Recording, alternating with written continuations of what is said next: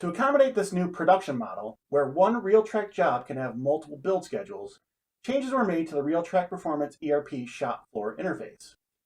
Here we're looking at the employee status screen, which is the interface most of our shops use to have their employees log in and log out of operations on the shop floor. Let's have one of our employees log into an operation on a production job. Our employee first clicks or touches on their name in the interface.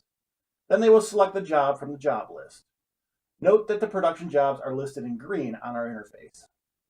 After selecting the job, the employee is now tasked with selecting which run they are working on.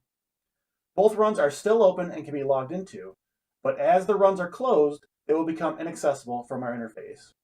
Our employee is going to select run number 1, which is currently scheduled to start production on October 17th.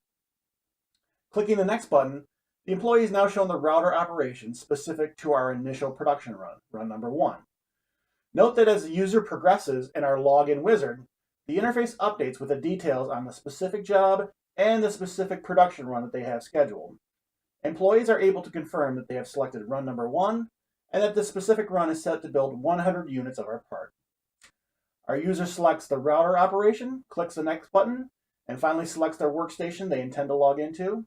The user is now logged in and ready to start working on the job.